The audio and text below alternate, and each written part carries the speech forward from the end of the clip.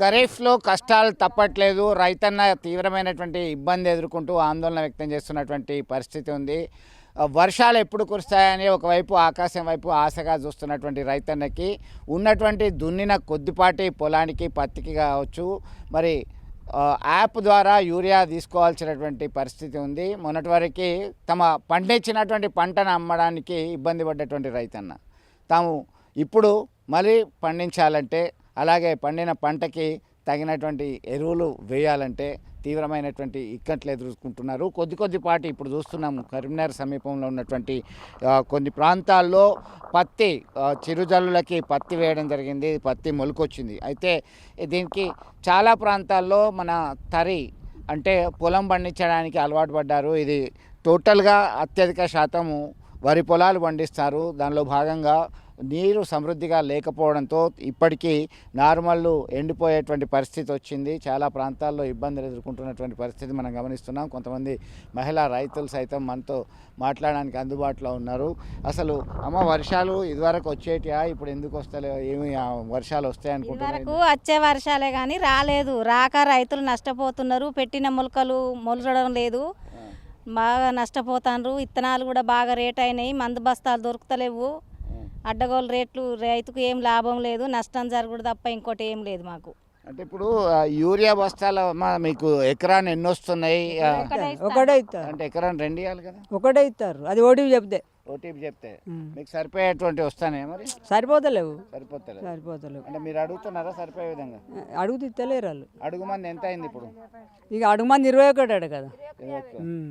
అవి కూడా 20 సరిపోతున్నాయి, వస్తున్నాయి ఇంకేడా? ఇంకా ఇప్పుడు అవసరాలకు పడదే కదా మనం ఇయ్యలే. అంటే ఇది వరకు ఇన్ని రోజుల నుంచి కాలం గిట్లా అయిందా అమ్మ? ఇప్పుడే బాగా అవుతుంది కాలం, బాగా వెనకకు అవుతుంది. ఇత్తులు మొలవలే డబల్ పెట్టుడు అవుతుంది. అది లేస్తలేదు చేనులు. ఇక మరి ఆ పెట్టుబడితో బాగా ఇబ్బంది ఉన్నదనే తనలాటలు. ఏమో ఎన్ని సంవత్సరాల కింద అయింది? 12 సంవత్సరాల కింద అయిందంటే అదే ఇప్పుడు ఈ సంవత్సరం అయింది. అప్పటి నుంచి మళ్ళీ ఇప్పటిదాకా మంచిగానే ఉన్నాయి, సరిపోయేటట్టు ఉంటాయి. మళ్ళీ ఇప్పుడే ఇబ్బంది ఎదురుతుంది. బాగా ఇబ్బంది అవుతుంది. ఇటువంటి కాలం ఎప్పుడు చూడలేదు. ఓకే, మరికొంతమంది ఉన్నారు. ఎందుకంటే చాలామంది తమ వ్యవసాయ పంట పొలాల్ని దక్కించుకోవాలంటే ఎరువులు కావాలి, ఇతరత్ర అవసరాలు ఉంటాయి. ఏందమ్మా మీకు కావాల్సినటువంటి ఎరువులు ఇవ్వాలంటే ఏమంటున్నాయి?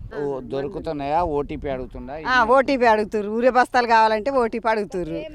ఒక్కొక్కరు చెప్తుర్రు, ఒక్కొక్కరు చెప్తలేరు ఓటీపీ. కౌలు చేసేవాళ్ళు ఎకరాన్ని ఎన్ని బస్తాలు? ఒక్కటి ఇస్తుర్రు అంతే. 2 అత్తలేవు. మళ్ళీ తర్వాత ఇస్తామంటారు.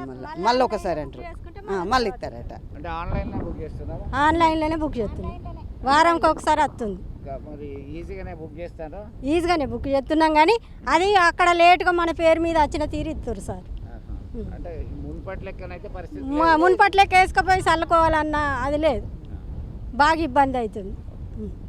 సో మొత్తం మీద ఒకవైపు ఓటీపీ చెప్పాలంటే కౌలు రైతులకు మరొక రకమైనటువంటి ప్రాక్టికల్ ప్రాబ్లము మొదలైంది. వ్యవసాయదారుడు పట్టా పాస్బుక్ ఉన్నటువంటి రైతు అసలుదారు ఎవరైతే ఉన్నారో ఇక్కడ కౌలు రైతు వెళ్ళి యూరియా కొరకి ఆన్లైన్లో అప్లికేషన్ పెట్టుకొని యాప్ల ద్వారా తీసుకోవాలని ప్రయత్నం చేస్తే ఓటీపీ వస్తుంది, 1 టైం పాస్వర్డ్ వస్తుంది. 1 టైం పాస్వర్డ్ని రైతులు కౌలుదారికి చెప్పట్లేదని చెప్పేసి మరొక కొత్త సమస్యని చెప్తున్నారు రైతన్నలు. కేవలం 1 ఎకరానికి 2 బస్తాలు మాత్రమే, అది 1 బస్తా ముందుగా ఇస్తాం, ఆ తర్వాత మరొక బస్తా ఇస్తామంటున్నారు. దీన్ని అంతటికీ ప్రధానమైనటువంటి కారణము కేంద్ర ప్రభుత్వం నానో యూరియాని ఇంప్లిమెంట్ చేయడానికి అనేటువంటి వాదన తెర మీదకి వస్తుంది. అయినప్పటికీ చాలా కాలం నుంచి హ్యాబిచ్యువేట్ అయ్యారు, అలవాటు పడ్డారు.